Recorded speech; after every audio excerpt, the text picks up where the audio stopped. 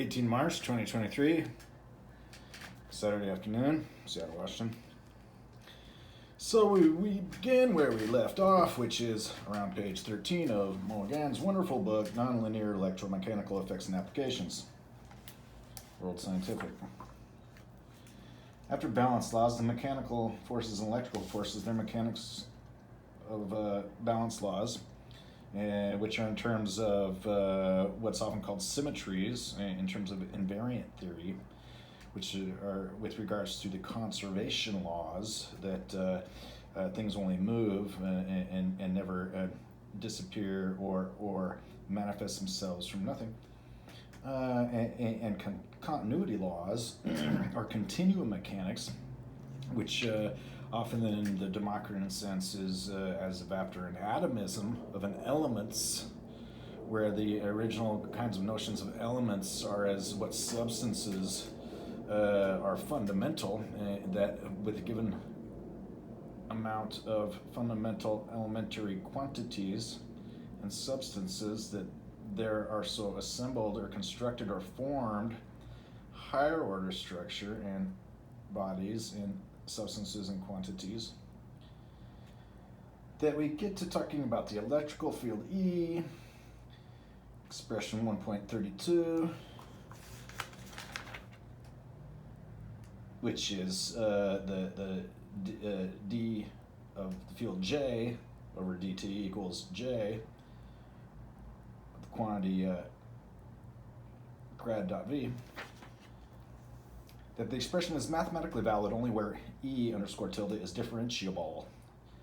which is certainly not the case at discontinuity surfaces. Differentiability and continuity are very highly related, and there's only some cases in continuous fields where what would be differential instead has the vertical line or an asymptote that is not differentiable, yet there are some considerations under the meromorphic where this, what would be a discontinuity in the differentiable ability of the surface, or where it doesn't exist because it's infinity, that it can be so contrived that differentiable generally means continuous. That is to say, though, that while we say differentiable to generally mean continuous, because it's defined in each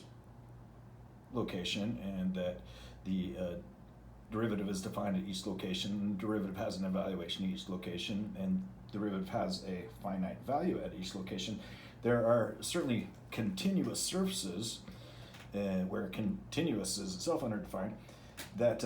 it works out in the usual formalism that differentiable is used, and continuous functions are all that really matter in terms of that derivation, because continuous surface isn't really defined.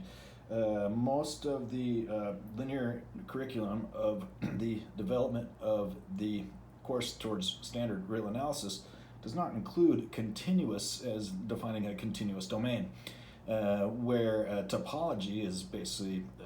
a matter of the nearness and the neighborhoods of things, and that the continuous function only cares that given a sufficiently small difference in the domain of a function, that there's a correspondingly small difference in the range of a function, and such values are totally ordered in the sense that any function that is a continuous function maintains order in a usual sense when both of the domain and range are increasing or decreasing respectively. That E is differentiable, which is certainly not the case at discontinuity surfaces. To circumvent this difficulty, let us introduce the electric stress tensor, little t subtilde, Em, by d of dxi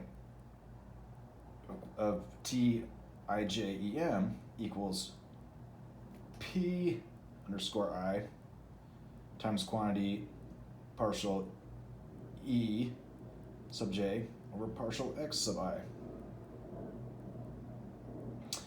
And that that's 1.39, and 1.40 is that t of ij of Em equals block d underscore I block E underscore j, or as was defined in the previous reading, minus 1/2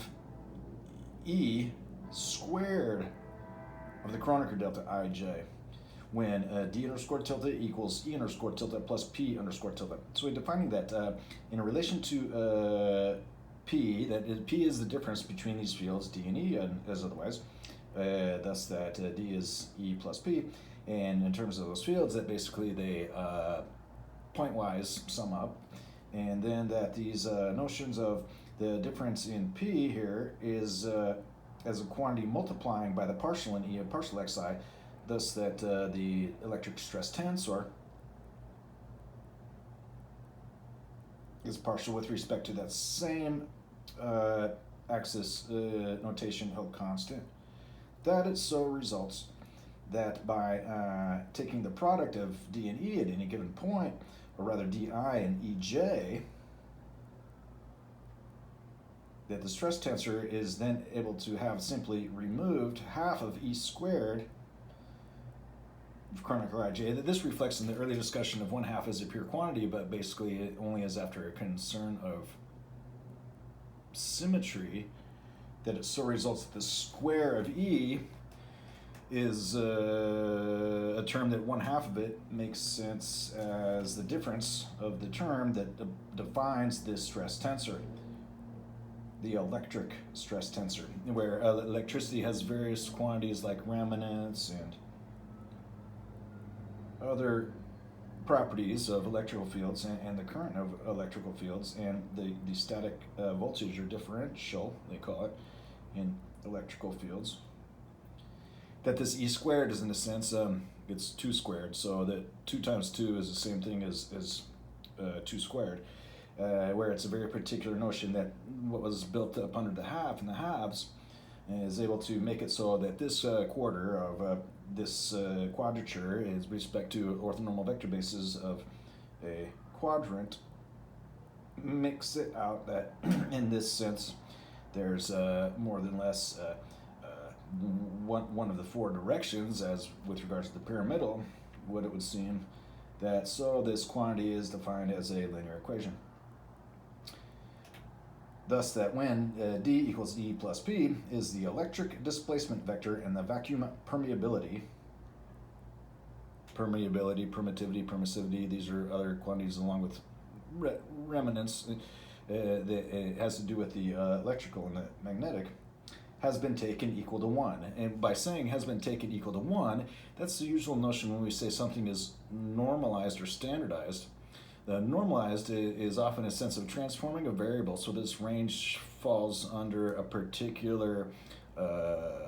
number like 1 or 4, or S2 as we just mentioned, that then it's the products that have and put it together under these, what are otherwise these symmetry conditions that can only break it in half, or that otherwise either must take to infinite powers to multiply to 0, or otherwise that the infinite power of 1 is yet 1. And there's that normalization and standardization then is similarly in terms of our probabilistic distributions, where the shape and scale parameters are made up and out, that the substitution of variables is to result what's called Z often, or the standardized or normalized variable that has been taken equal to 1. Note that the electric stress tensor, TEM of bracket Ij, where bracket is a builder in the notation of this matrix, which is the form that is carrying the tensor product rules in the arithmetic of matrices by their usual multiplication of coordinates m comma n and comma p, resulting in matrix m comma p in dimensions, that the electric stress tensor TEM equals D of, and then in the bracket, little I, big E, little j, that E is treated in the sense of the tensor, and then I and j are on either side as of the conjugate of what would make it so that those left and right hand side products of the I and j of the indices as were described before in terms of the space differentiation and their terms in K underscore T equals P of that same bracket notation, little I, super E, little j, or rather if it's the E sub j, equals then epsilon ijk, C underscore big K of EM. So that for the stress tensor of the electromagnetic field, that is epsilon ijk, and as he indicates where epsilon ijk is the permutation symbol or as of each pairwise of products, the three indices here by their values, CKEM. Thus, that as we look back to that, CEM was E cross P, that the electric stress tensor defined in terms of P partial E partial EJ partial XI is setting up that then the electric stress tensor is defined in differential form as in terms of that thus for the electric forces that the field electromagnetic is P dot grad E, and that the coupling electromagnetic is E cross P, and the electric stress tensor is as defined here that the T, the electric stress tensor,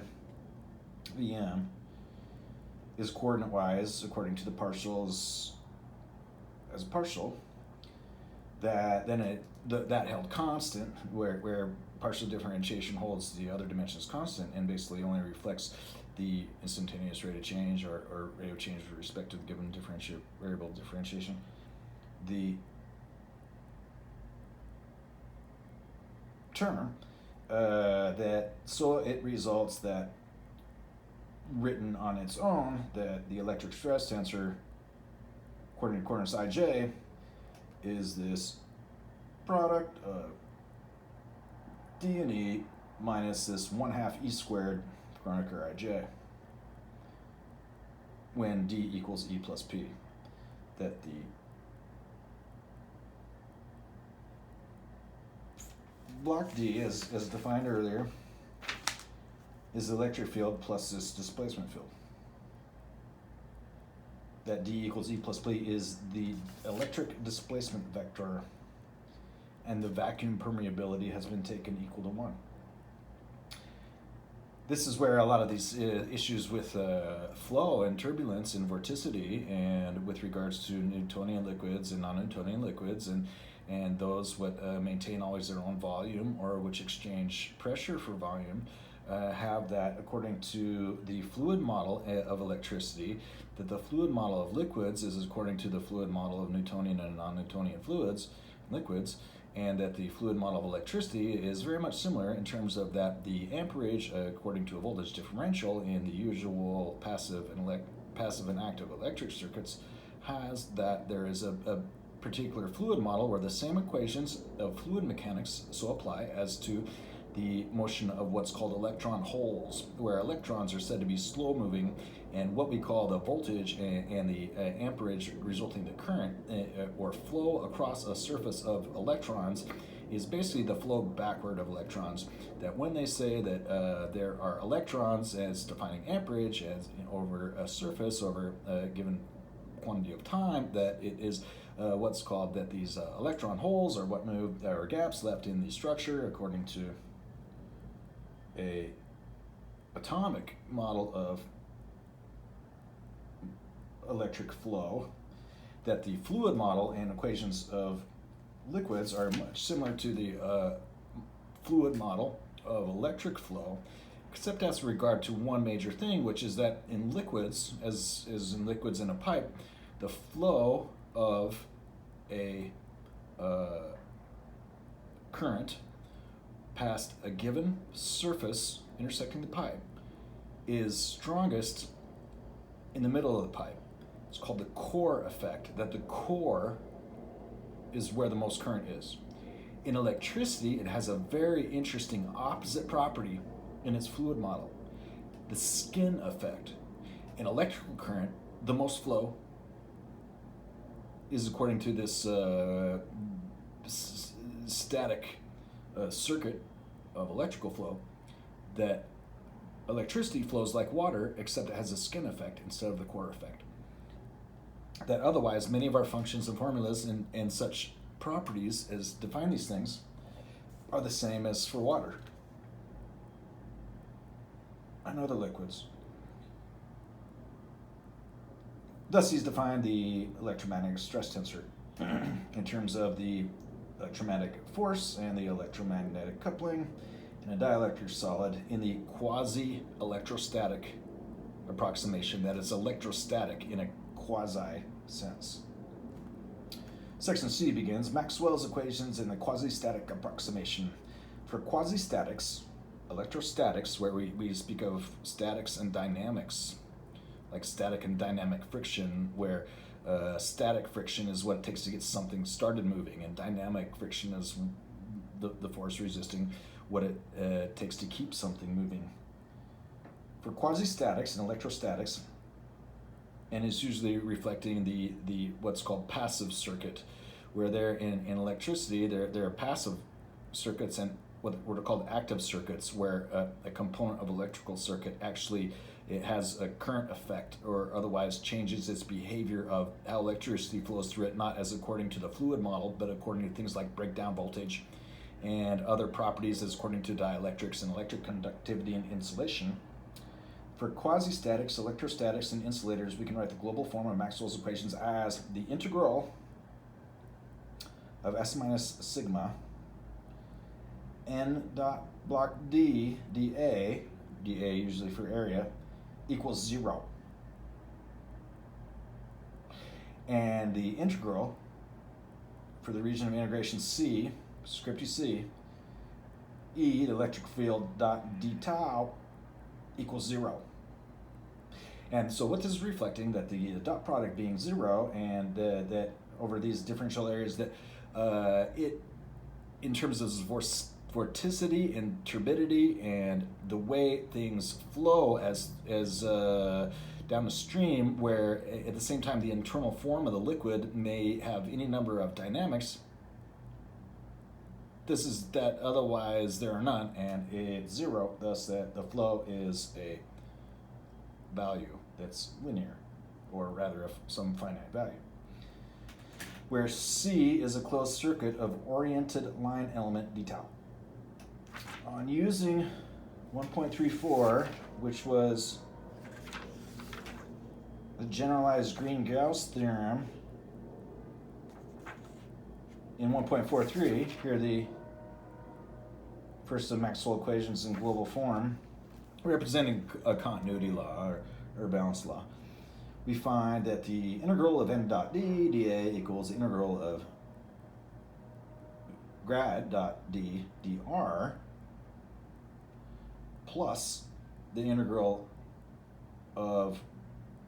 bracket block d dot n dA equals 0. So that the first term there, that the global form of the Maxwell equation establishing that is 0 for S minus sigma, that area is dA. That is broken up into these two terms in terms of the gradient or the flow, grad dot d, the rate perhaps, and then of this bracket of dot n dA equals 0. This where V is the three-dimensional volume enclosed by the surface S.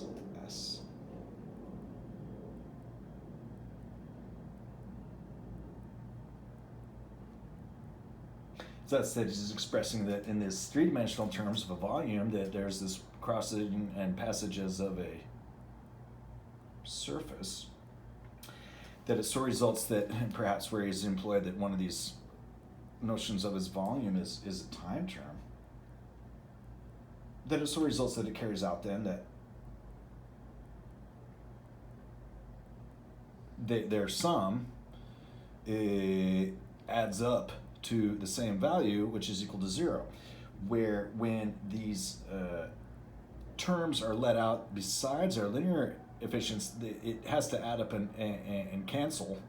what could be any number of different things in terms of the vorticity and turbidity of the linear flow of a current as through a grid or gate or magic square. Thus, grad dot D equals 0 almost everywhere in V. Almost everywhere, i.e. in V minus sigma, and N dot D equals 0 on sigma T. That is almost everywhere basically means that in certain particular dynamical equations of an inequilibrium, as it is, it might be considered as a spurt or gap, that's only to eventually be restituted. That it's only that there's the conservation and the balance laws as accords to the earlier section. And then that N dot bracket D equals 0 on sigma T. Here indicating by more than less the same equation that there's only flow in or out to the left or right, and that otherwise is bracketed down, that it's linear in the sense thus that there's a term that reflects that according to these balance laws and conservation laws and continuity conditions and continuity laws in terms of continuous functions of what are continuous domains of where everything is differentiable, that such notions as the Green-Gauss gradient establish this thus far. As to equation 1.44, which is that the second of Maxwell's equations, where the integral of a closed circuit with a line element dt is the integral of that circuit of the electrical field dt equals 0, which is that a circuit, as open or closed, has conservation of what the constant in it, that electricity flows in the circuit freely, and with regards to usually some of it becomes waste heat or heat in terms of that any passage of an electrical current through a resistor equals the translation or conversion of that electrical potential, the voltage, according its amperage, to heat. Whereas in a closed circuit of fluid, there is no such hydrostatic pressure as so applies to a generator. That's not how it works. That a passive circuit simply has electricity flows with a closed circuit, or that there's no electricity flows with an open circuit. There's only form greater and greater static potential of difference in voltage, and so at such times it may bridge the gap or arc or circuit. That here as to equation 1.44, it locally yields grad cross E equals 0, or E equals negative grad phi, rather theta, where theta is the electric potential. Read that as phi, or phi. Thus that the potential term reflects that, according to the potential, there's an open or closed circuit, that basically this condition reflects that there's open or closed circuit, and that the gradient is across the field, and that the field otherwise is the negative, the other way, of the grad of the closed field. That according to the potential and classical energy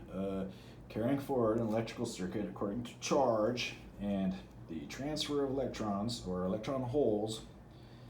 that in this equation he's basically reflecting that one of the other of these conditions holds true, and it is like so.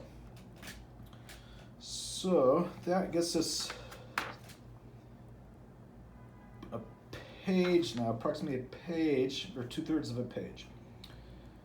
And then he gets next into the reading ahead a little bit. Sections D and E are mass and momentum balance laws, and that E is energy and thermodynamics. Where mass and momentum balance laws is that in the kinetics and kinematics that there is the usual laws of inertia, that mv squared is the value of a impulse force necessary to translate the velocity of this object respectively to its velocity to 0 in terms of a perfect inelastic collision, while energy and thermodynamics generally reflects that the second law of thermodynamics is almost universally used in terms of what's called entropy, to help define the state of what's called dissipative or attenuative conditions that lead to equilibriums that reflect that according to these balance laws that there's a gradient that they naturally follow, where in as to where there's a basic difference between a continuity law and a attenuation law, like that sound carries out over a distance forever, or that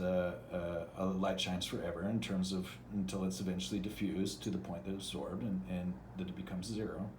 or enters the background. That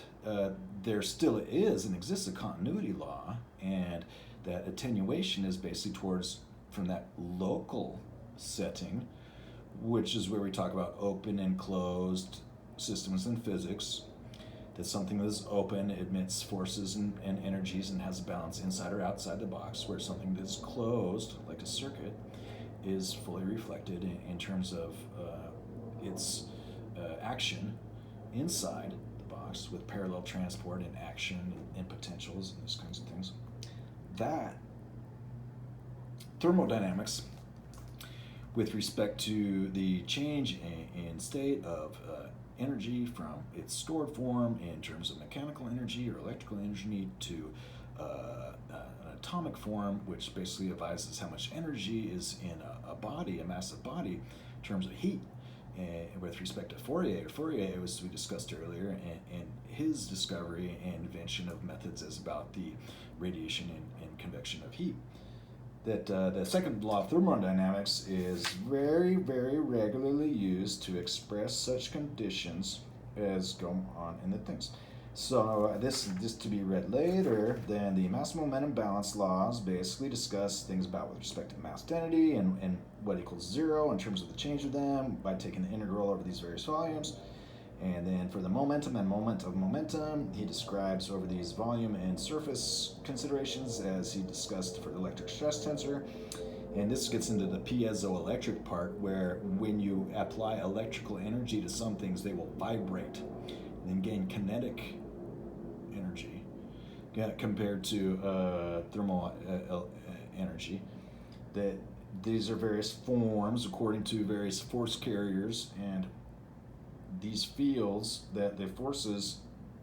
carry the bodies, massy bodies in kinetics and kinematics, or the electron, or the units of heat, which basically are considered in terms of pure energy, but instead is in the infrared, have with regards to black body radiation and the optoelectronic effect and the thermal optic effects. That these mass momentum balance laws and energy and thermodynamics represent that mass momentum in kinetics and kinematics is basically closed locally, whereas thermodynamics is basically open locally. As that out in deep space, an object would radiate its energy away until it essentially reached the background heat of the universe. And just to note, the universe has a background radiation and as well a background heat that is never quite entirely absolute zero anywhere, except it's so highly contrived in the laboratory that it's about 2 or 3 degrees, what's called Kelvin, with respect to absolute zero, which is the absolute cessation of all kinetic motion. So that would then get us a few pages ahead, and we'll talk about this some more later. Looking ahead some more at the rest of this chapter, he starts to discuss the constitutive equations, that the constitutive equations for an elastic body, which is electrically polarizable, he'll begin discussing the deformations of said body according to the stresses and strains, according to the fields that it is in, of these material coefficients. For example, as we talked about the coefficient of friction, the dynamics and static coefficient of friction. A coefficient is a given linear finite number that in the formula ends up being a value, which makes it particularly tractable because it's only one parameter that needs to be considered. That coefficient may be in this scalar sense, or there may be coefficients as applied across a vector, where a vector field has it, any two vectors may have taken their product as by a scalar. That a coefficient generally reflects a multiplicative constant that are these values that are empirical of these bodies. And then he introduces some other terms that are as with regards to the susceptibility and also with regard to the pyroelectric. Carrying on then in section 1.4, propagation equations in the reference frame, pure like Kirchhoff stress, material electric field, expressions in terms of mechanical displacements, electric potential. Then on to an appendix of sorts, and about basically the kinetic, the electric, and the thermo fields together. And so a reading for that can take place at a later time. While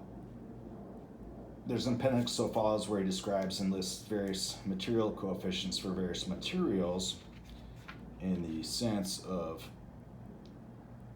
Voigt's notation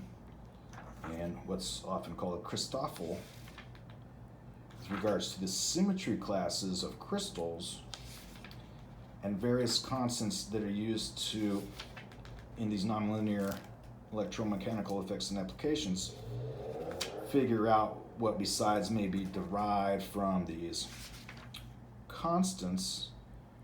of various ratios of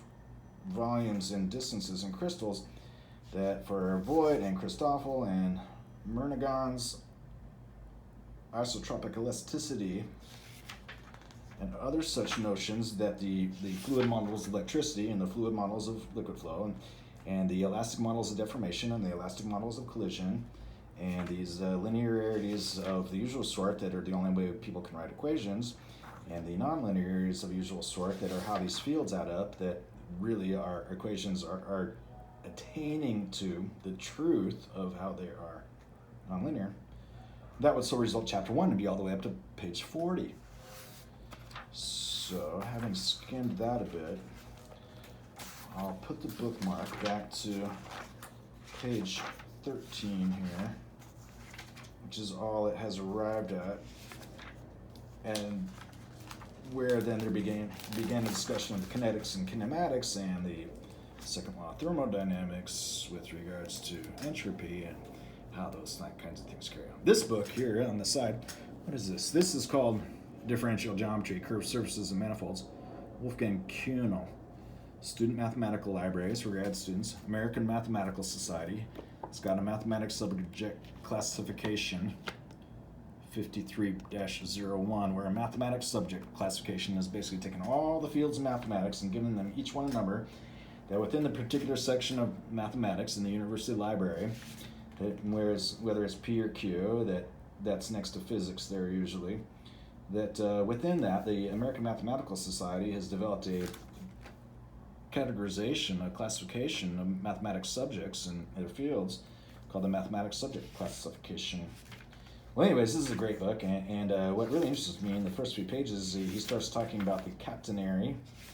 and he discusses some things like the implicit function theorem, differentiation, and we get talking about superset, superposed solutions, and systems of solutions for ordinary and differential equations, with regards to taking the solutions of differential equations given initial and boundary values and various methods, and with regards to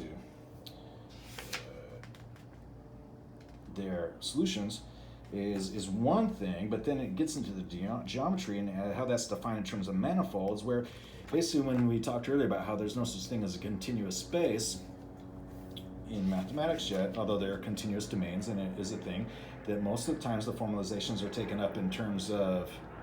continuous functions and differentiability and the conditions that allow that and the constraints and the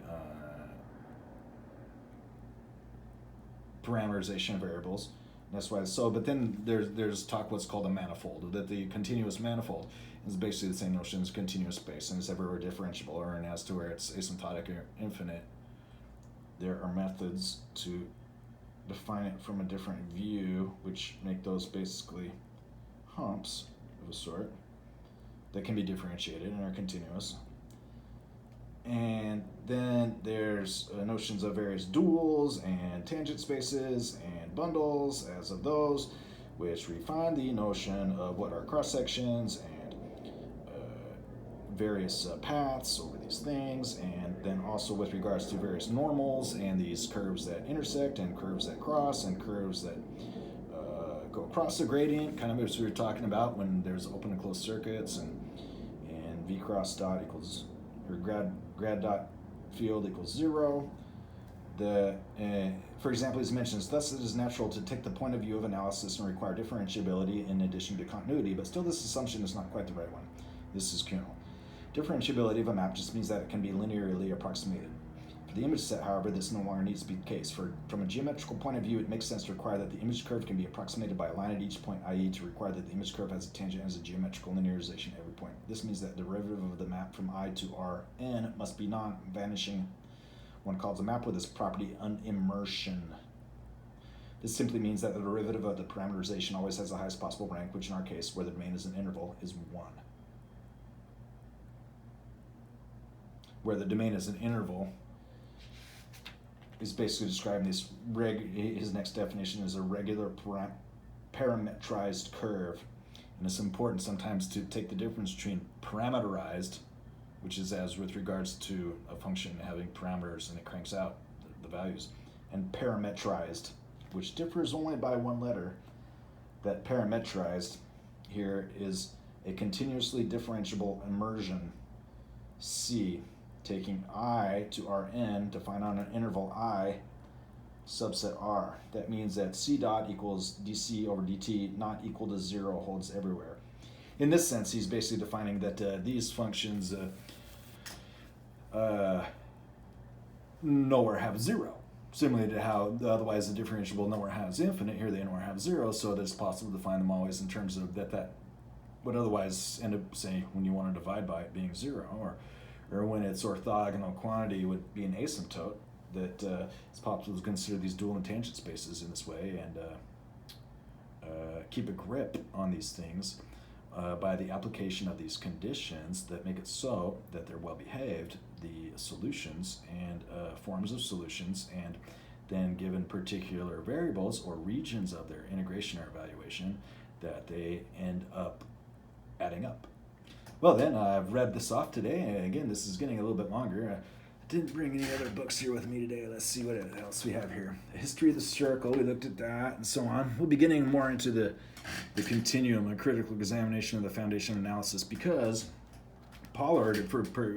well known for rho and some other approximations of the Stirling numbers and the quantity n factorial, or the product of a number and all the numbers less than it, is according to Stirling's approximations and Pollard's rho. They will talk about Wiles, the concept of number and the continuum, foundations of the infinitesimal calculus to so follow. I have it. Very good then. Well, good day.